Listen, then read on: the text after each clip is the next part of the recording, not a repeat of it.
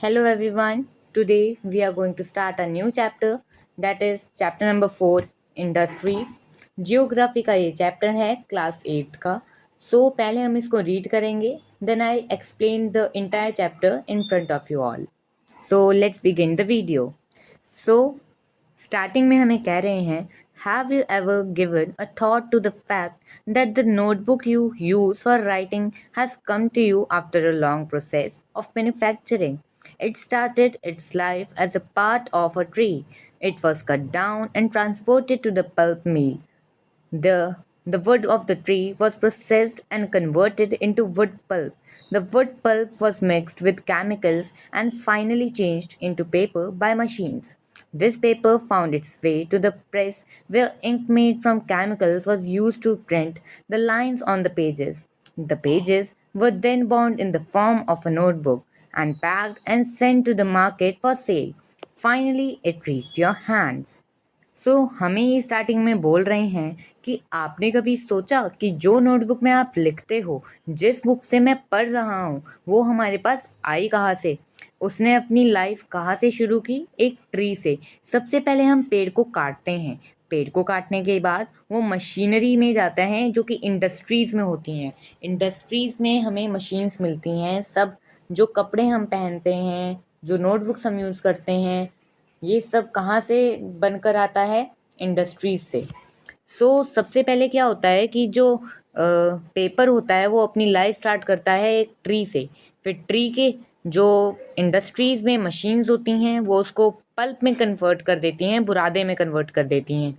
इसके बाद कुछ केमिकल्स मिलाने के बाद वो फाइनली मशीन्स के द्वारा किस में कन्वर्ट कर दिया जाता है? पेपर में. ये बिल्कुल एक प्लेन पेपर होता है जिस पे कोई भी लाइन नहीं बनी होती. बाद में एक प्रेस की मशीन होती है, प्रिंटिंग मशीन, जिसमें इंक होती है, वो भी केमिकल से मिली हुई. तो इन्हीं केमिकल वाली इंक से हमें पेजों के ऊपर, हमारे पेजेस के ऊपर लाइन मिली हुई मिलती है. The pages were then bound in the form of a notebook. एक पेज करके ये एक नोटबुक बनाते हैं और फिर ये फाइनली आपके हाथों में आ जाती है. नेक्स्ट स्टैंजा हम पढ़ना स्टार्ट करते हैं. सेकेंडरी एक्टिविटीज़ और manufacturing changed raw materials into products of more value to people. Secondary activities को हम मैन्युफैक्चरिंग भी बोलते हैं, जो कि मैन्युफैक्चरिंग से, किसी भी चीज़ की मैन्युफैक्चरिंग से क्या होता है कि जो उस चीज़ का दाम होता है वो बढ़ जाता है. जैसे हमने लकड़ी से पेपर बनाया, अब पेपर का दाम तो बढ़ गया. अब फर्नीचर बनाया तो जितना दाम लकड़ी का नहीं था उससे ज़्यादा फर्नीचर का होगा. As you have seen, pulp was changed into paper and paper into a notebook. These represent the two stages of the manufacturing process. जो हमारे स्टेजेस होते हैं वो 2 होते हैं. यहाँ पे हमें बताया गया कि जो पेपर की मैन्युफैक्चरिंग प्रोसेसेस हैं वो 2 होते हैं. और जैसा हमने पिछली बार पढ़ा, pulp was changed into paper and paper into a notebook. यही दर्शाता है कि जो मैन्युफैक्चरिंग प्रोसेसेस है कितने हैं? 2 हैं. इससे हमें पता चला कि जो हमारे मैन्युफैक्चरिंग स्टेजेस हैं वो कितनी हैं? 2 मैन्युफैक्चरिंग स्टेजेस है. किसमें? पेपर में. The paper made from pulp and cloth made from cotton have had value added to them at each stage of the manufacturing process. अगर मैं आपको एक कॉटन का टुकड़ा दूँ तो उसकी वैल्यू अगर मैं बोलूँ कि ये 400 रुपये का है तो क्या आप इसका विश्वास करोगे? और अगर मैं थोड़ी सी कॉटन और लगाकर उसका एक कपड़ा बना दूँ, उसकी एक अच्छी सी टी शर्ट बना दूँ, उस पर डिज़ाइंस डाल दूँ, तो उसकी वैल्यू 400 क्या 500 हो जाएगी. इसी को कहते हैं वैल्यू. आगे बढ़ते हैं. In this way the finish product has more value and utility than the raw material that is it made from. बहुत अच्छा बोला है कि जो फिनिश प्रोडक्ट होता है हमारा, उसकी ज़्यादा वैल्यू होती है, ज़्यादा यूटिलिटी होती है. यूटिलिटी होती है worth of a substance accessed on utility than the raw material that it is made from. यानी जो उसकी यूटिलिटी है, जितना हमें उसकी ज़रूरत है वो बढ़ जाएगी और जो उसकी वैल्यू है बढ़ जाएगी। किससे बढ़ जाएगी? जिससे जो कच्चा सामान उसमें इस्तेमाल किया गया है, रॉ मटेरियल जो उसमें इस्तेमाल किया गया है। Industry refers to an economic activity that is concerned with production of goods. Industry किससे रिलेट करता है, किसको रेफर करता है? एक इकोनॉमिक एक्टिविटी है, इकोनॉमी से रिलेटेड है ये, यानी हमारी जीडीपी इन सब से रिलेटेड है। एंड इसमें क्या क्या it is concerned with what? Production of goods, extraction of minerals और provisions of services. So अगर हम देखें तो प्रोडक्शन ऑफ गुड्स कैसे? माल भी तो बनता है, कपड़े भी तो बनते हैं, extraction of minerals, iron or steel, and सबसे मेन प्रोविंशन ऑफ सर्विसेज। सर्विसेज भी तो प्रोवाइड करता है। कैसे? अब देखो, जो स्टील की जो इंडस्ट्रीज होती हैं ना, वो एक फीडर होती हैं। हम ये आगे पढ़ेंगे चैप्टर में। फीडर होती हैं किसके लिए? बिकॉज जो स्टील होता है वो आजकल कितनी मशीन्स में यूज़ किया जाता है, so it's a feeder for everyone. Okay, so आगे हम आ जाते हैं क्लासिफिकेशन ऑफ इंडस्ट्रीज़ पे। क्लासिफिकेशन ऑफ इंडस्ट्रीज़ खुद बहुत हार्ड नहीं है, let's study it together.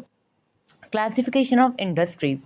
Industries can be classified on the basis of raw materials, size and ownership. So हमें यहाँ पे कह रहे हैं कि हमें यहाँ पे 3 टाइप में क्लासीफाई किया इंडस्ट्रीज़ को।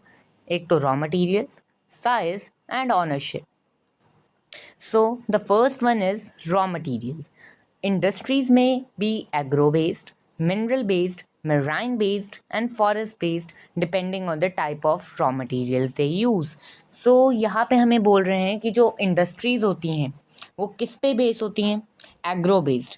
एग्रो बेस्ड सारा एग्रीकल्चर से रिलेटेड, मिनरल बेस्ड मिनरल से रिलेटेड, मिनरल जैसे आयरन और इन सब से रिलेटेड।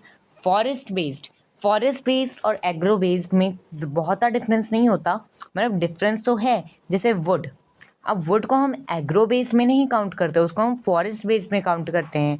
बिकॉज एग्रीकल्चर में हमारे पास फार्मिंग के, एग्रीकल्चर हमने जितना भी पढ़ा है आज तक, उसमें एग्रीकल्चर को as a primary activity define किया गया है। और फॉरेस्ट डिपेंडिंग क्या होती हैं?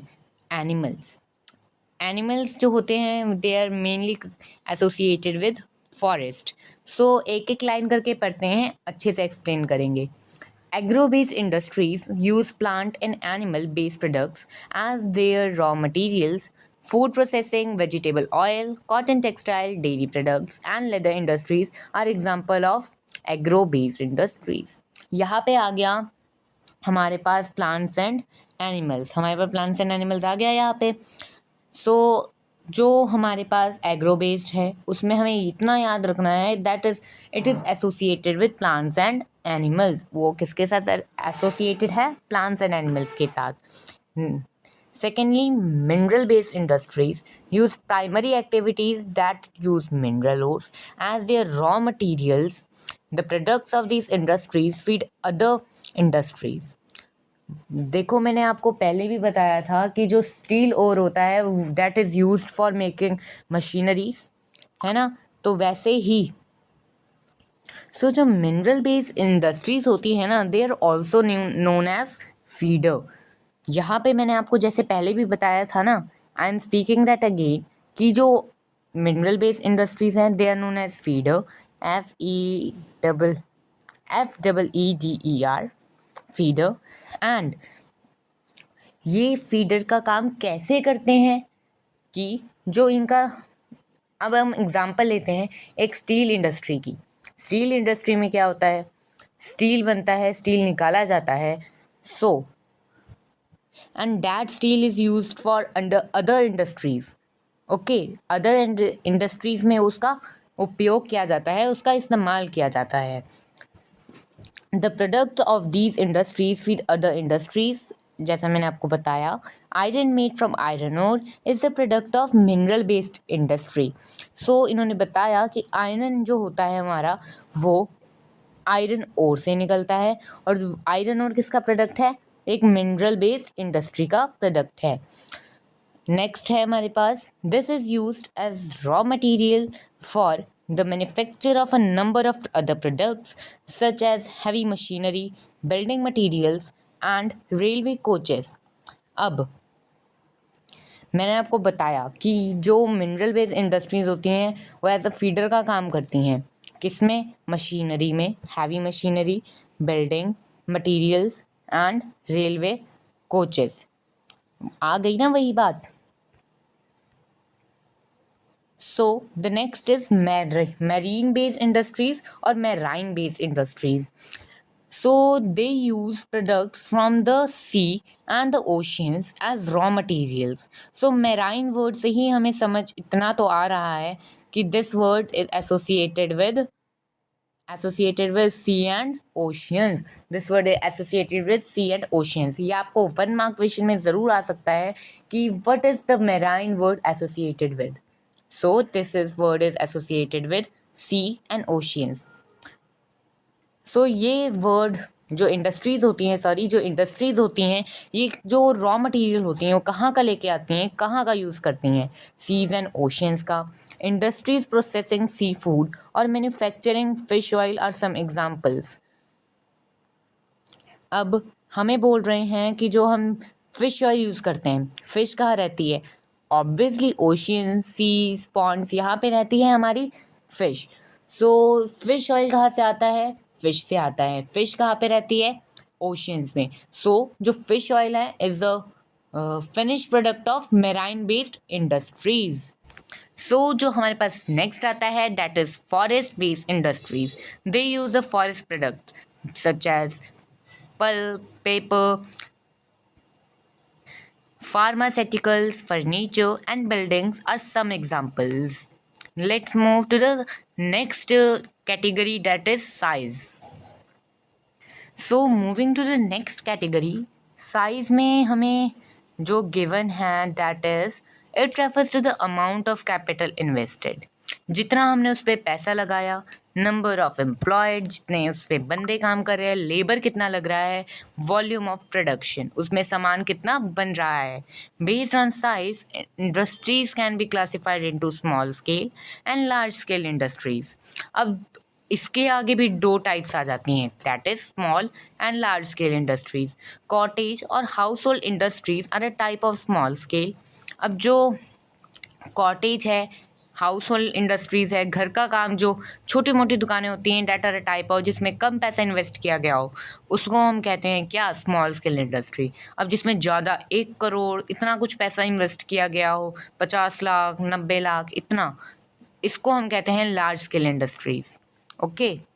अब हमें इसमें ये भी बताया गया है कि जो स्मॉल स्केल इंडस्ट्रीज़ होती हैं they use a less amount of what, a less amount of labor, a less amount of technology, capital as compared to large scale industries. But because they produce less less production, उनकी जो production है वो भी कम होती है as compared to large scale industries. Investment of capital is higher and the technology used is superior in large scale industry. जैसा मैंने आपको बताया, स्मॉल स्केल में स्मॉल टेक्नोलॉजी, लार्ज स्केल में large technology. Silk weaving and food processing industries are small scale industries. Production of automobiles and heavy machinery are large scale industries. अब इतना तो हम खुद भी बता सकते हैं कि अगर हम फ़ोनों की, चलो कार्स है, अब अगर हम महिंद्रा का शोरूम खोलते हैं तो महिंद्रा के शोरूम में ऐसा तो नहीं होगा कि 10 लाख का हमने शोरूम ख़रीदा और 5 लाख की गाड़ियाँ हो गई। इतनी तो गाड़ियाँ नहीं है ना महिंद्रा में। सो वो महिंद्रा का जो शोरूम है, टाटा का जो शोरूम है, वो कितना हुआ, वो किस में क्लासीफाई किया गया? लार्ज स्केल इंडस्ट्रीज में। भाई यार। Now moving to our next but not the least, last but not the least category, that is ownership. Industries can be classified into private sector, state owned or public sector, joint sector, cooperative sector, etc. ये भगवान etc बोलने की क्या जरूरत थी? Here etc means end of thinking capacity. Now, private sector industries are owned and operated by individuals or a group of individual. तो जो private sector होती है ना, वो उन्होंने खुद ही इन्वेस्ट किया होता है. किसने? एक इंडिविजुअल ने खुद इन्वेस्ट किया, खुद की कंपनी बनाई. ओके, इसके हम थोड़े बहुत एग्जांपल्स देख लेते हैं. Hindustan aeronautics limited, steel authority of India, जैसे रिलायंस. अब जॉइंट सेक्टर इंडस्ट्रीज में कौन से ग्रुप आ जाते हैं? That are owned and operated by the state and individuals. Joint में स्टेट भी काम करती है, थोड़ा हिस्सा स्टेट का, गवर्नमेंट का, थोड़ा हिस्सा एक इंडिविजुअल का. उसको हम क्या बोलते हैं? Joint sector industries. ओके, आया समझ? आगे the next one is, let me do it. हाँ, so next one is cooperative sector industry that are owned and operated by the producer or suppliers of raw materials, workers, or both. Anand Milk Union Limited and Sudha Dairy are the success stories of a cooperative venture. अब देखो, जो हमें raw materials provide करते हैं, workers, उन्हीं जो producers होते हैं, सप्लायर होते हैं, जो सप्लाई करता है माल, जो हमें सामान जो होता है हमारे पास, वो हमें सप्लाई करता है उस, और वही किसी कंपनी को ओन करते हैं. तो their company is known as cooperative sector. उनकी जो इंडस्ट्री है, उनकी जो कंपनी है, वो किसके अंडर आएगी? Cooperative sector. The next one is factor affecting location of industries. अब यानी कि जो फैक्टर्स है, लोकेशन इंडस्ट्रीज जहाँ पे स्थापित की गई हैं, वहाँ के फैक्टर्स कैसे हैं, कैसे वो उसको इंडस्ट्रीज पे अफेक्ट करते हैं. They are having a positive effect और a negative effect. We will check it out in the following stanza. The factors affecting the location of industries are the availability of raw material, land, water, labor, power, capital, transport and market. तो हमें बोल रहे हैं कि एक industry के लिए क्या क्या चाहिए होता है. चाहिए क्या क्या होता है? Raw material, land, water, labour, power, capital, transport and market. Industry situated where some or all of these factors are easily available. हमें इंडस्ट्रीज जो होती है, अगर आप दोस्तों कभी फ्यूचर में इंडस्ट्री स्थापित करोगे ना, तो जस्ट किडिंग, इन जो हमारे फैक्टर्स हैं, इनको देखकर करना. रॉ मटेरियल्स जो होते हैं, यानी कि जैसे आपने इंडस्ट्री लगाई पेपर्स की, अब वहाँ पे वुड ही नहीं है, तो अगर वुड ही नहीं है तो पेपर कहाँ से लेके आओगे? Water is used for, you may say water is also used for production of paper. So जो इंडस्ट्री होती है वो इन फैक्टर्स पे, लैंड, रॉ मटेरियल, कैपिटल वगैरह वगैरह, इन फैक्टर्स पे देखकर वहाँ पे जो इंडस्ट्री है लगाई जाती है, स्थापित की जाती है. Industries are situated where some or all of these factors are easily available. ऐसी जगह पे इंडस्ट्री को लगाया जाएगा जहाँ पर ये फैक्टर्स या तो आसानी से मिल जाए, कुछ मिल जाए, या फिर सारे ही मिल जाए. Sometimes the government provides incentives like subsidized power, lower transport cost and other infrastructure. इसका मतलब कि समटाइम्स क्या होता है कि अगर कोई लैंड है, वो खाली पड़ा हुआ है, उस पर कोई काम नहीं हो रहा, तो गवर्नमेंट क्या कहेगी कि किसी भी इंडिविजुअल को या फिर किसी वेल नोन पर्सन को कि इस लैंड को लो और इस पर कल्टीवेट करो, इसको अच्छे से डेवलप करो, इस एरिया को, इस सेक्टर को अच्छे से तुम्हें ही डेवलप करना है. और या फिर उनको कोई अच्छे से राइट दे दिया जाएगा कि तुम्हारे पास ये राइट है, जो लैंड्स के ऊपर हमें राइट नहीं मिलते, एक इंडिया के बेसिक पर्सन को राइट नहीं मिलते, वो उन्हें दे दिए जाएंगे. ओके, अब जो इंडस्ट्रीज़ हैं वो बैकवर्ड एरियाज़ में भी सिचुएटेड होती हैं, पिछड़े हुए areas. Okay, industrialization often leads to development and growth of towns and cities. Industrialization होता है इंडस्ट्रीज़ का स्थापित होना, और ये किस में लीड करता है, किस में रिजल्ट करता है, किस में अकर होता है? डेवलपमेंट और growth of towns and cities. So coming to the next, industrial system.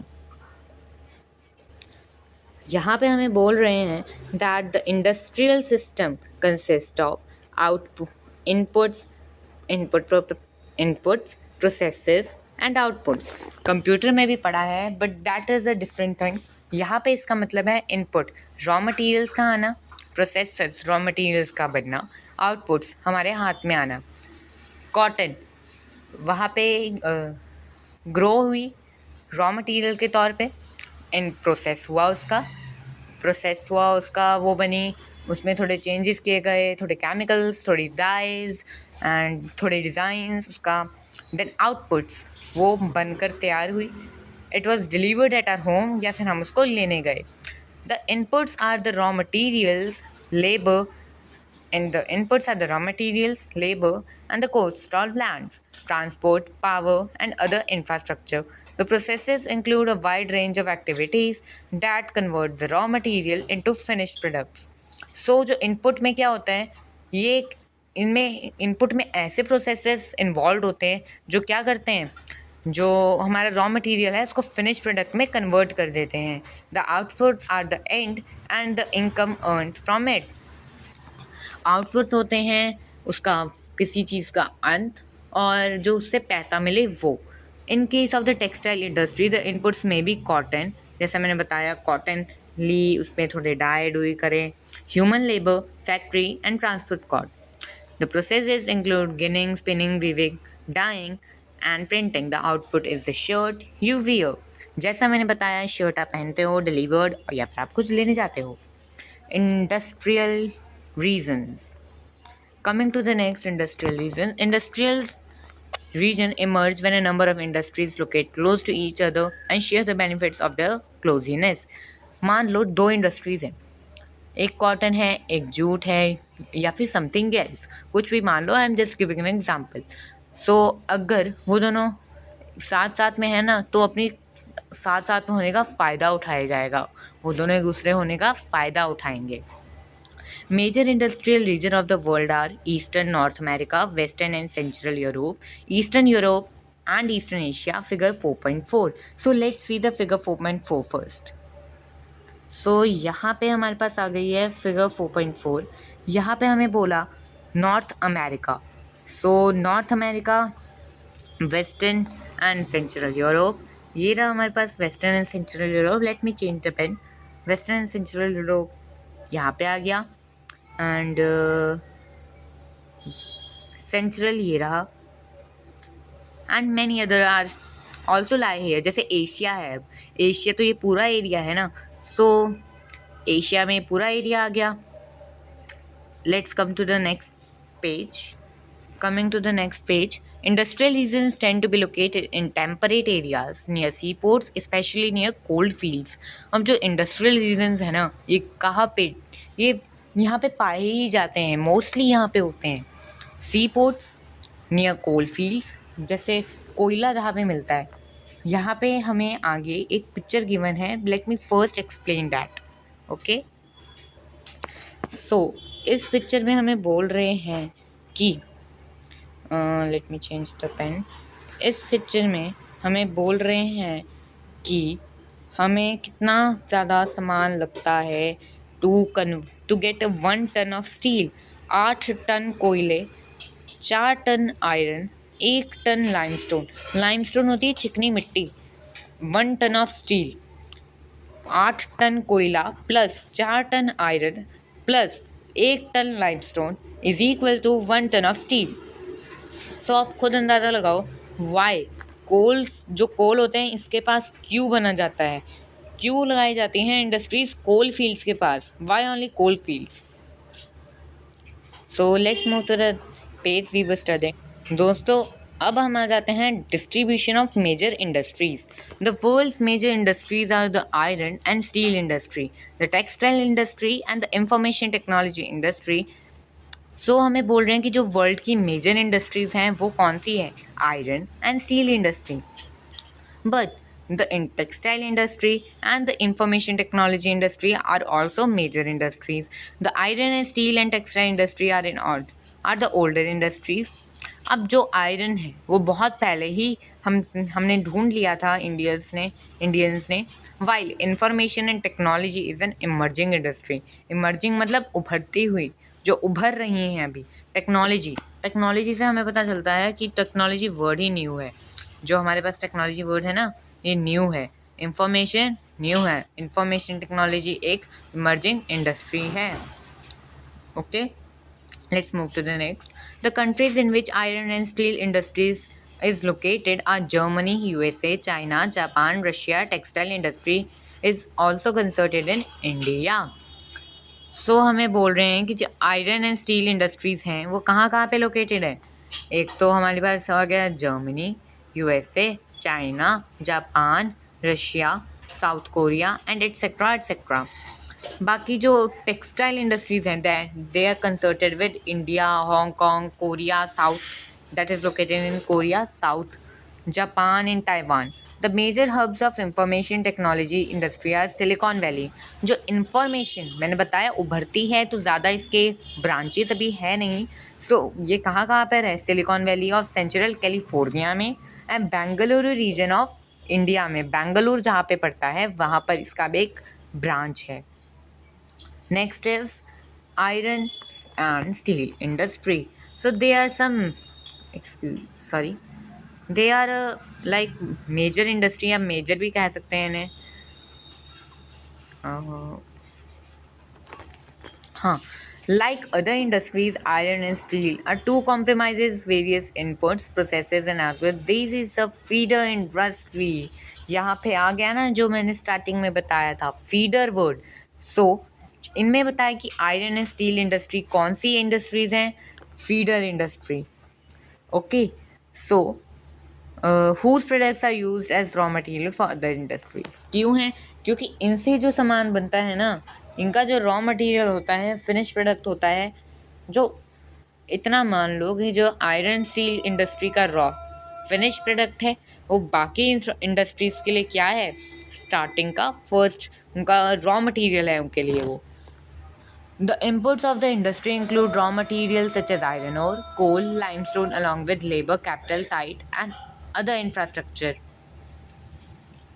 अब इनपुट में हमने पहले भी पढ़ा था क्या क्या इंक्लूड होता है। Iron ore, coal, limestone and along with labour capital, यानी पैसा और लेबर मीन्स की जो काम करते हैं लोग वो। The process of converting iron ore into steel involves many stages. अब इसमें बहुत सारी स्टेजेस हैं। जैसे पेपर को कन्वर्ट होने में 2 स्टेजेस लगते हैं, बट आयरन टू स्टील होने में कितना टाइम लगता है? It consist of many stages. Okay, so सबसे पहले तो भुट्टी, blast furnace. The raw materials put in भुट्टी blast furnace where it undergoes melting. Figure 4.6.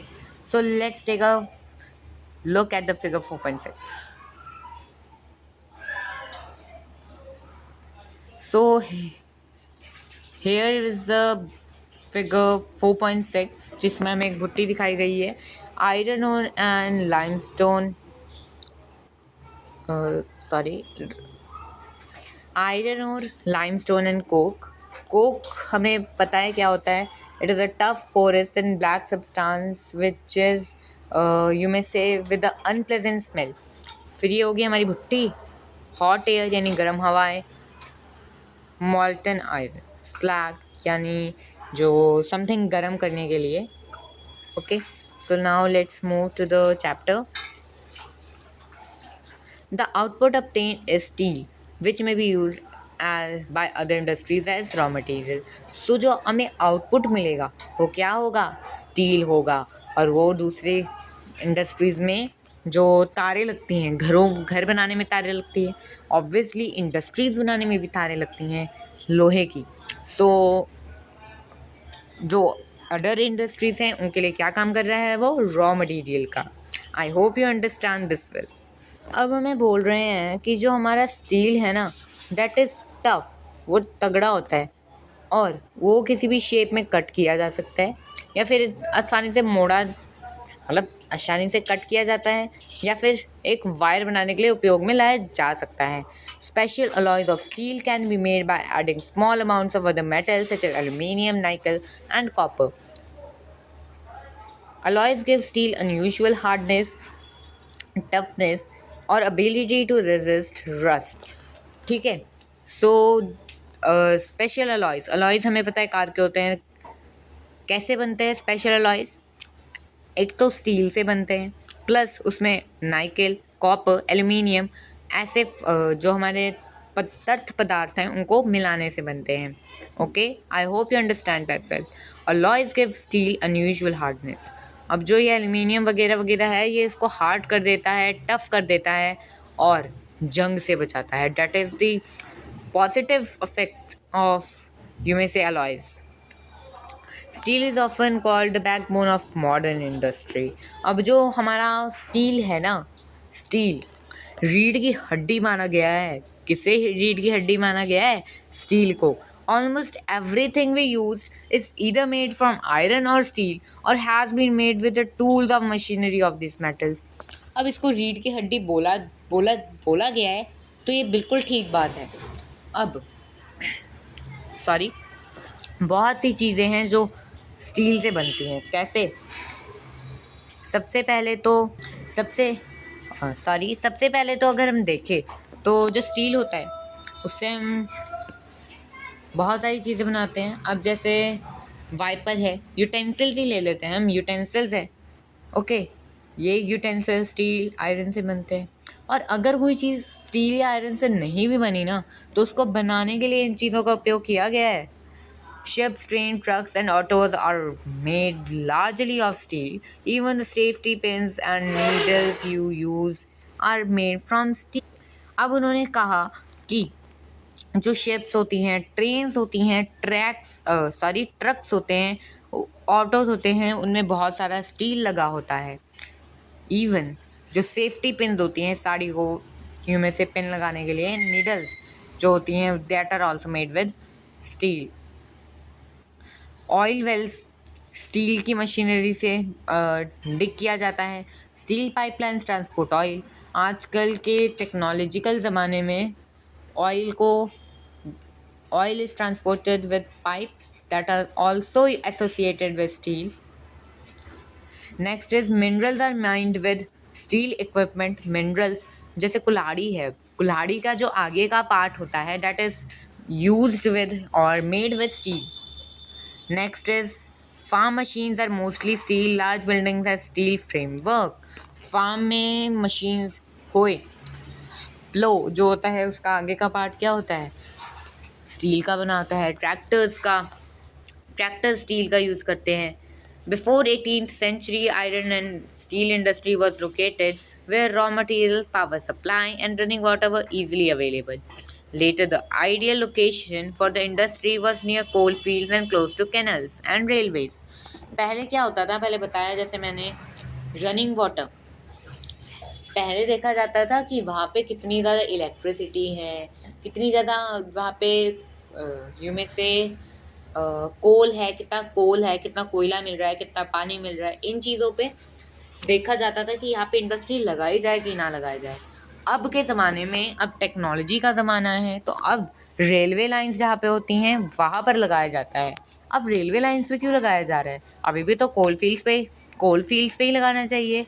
तो इसका बेसिकली मेन रीज़न ये है कि जो कोल फील्ड्स होती हैं ना, जो रेलवे लाइंस होती हैं, माल बोगियाँ जो होती हैं वो माल भर कर ले आती हैं आराम से, और वो इतना सारा माल एक ही समय पर लेके आ सकती हैं। तो इंडस्ट्रीज़ को उधर लगाने की ज़रूरत ही नहीं, उनको लगा कि इंडस्ट्रीज़ को उधर लगाने की ज़रूरत है ही नहीं। After 1950, iron and steel industry began to be located on large areas of flat land near seaports. अब seaports हम सब जानते हैं कि ships is the best source of transport.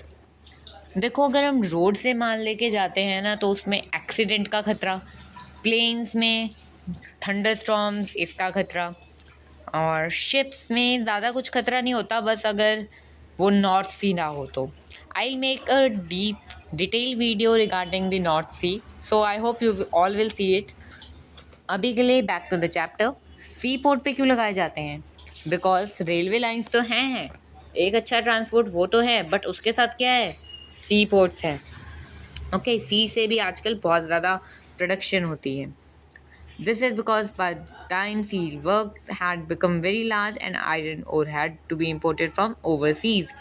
आजकल स्टील और आयरन का काम इतना ज़्यादा बढ़ गया है कि उसको मंगवाना भी पड़ जाता है। दैट्स वाई हम सी पोर्ट्स पे रहते हैं। सॉरी, रहते नहीं हैं हम। हमारी जो इंडस्ट्रीज हैं they are situated near sea port. Figure 4.7. Let's take a deep look at it. The changing location of iron and steel industries. So, number one, the best location before 18th century. यानी कि ये रही valleys, देखो reverse है ना, ये रही rivers. The second one is the best location from 18th century to 1950। Railway lines, ये जो गिवन है ये रेलवे लाइंस है, आर रेलवे लाइंस, अंडरस्टूड। और अब द बेस्ट लोकेशन सिंस 1950 से 2024 तक, मे बी 2025 तक। सो क्या है वो, ये रहा सी पोर्ट। इट मीन जो इंडस्ट्रीज़ की बेस्ट लोकेशन है वो क्या है, सी पोर्ट, अभी तक की, इन द प्रेजेंट टाइम 2024 में।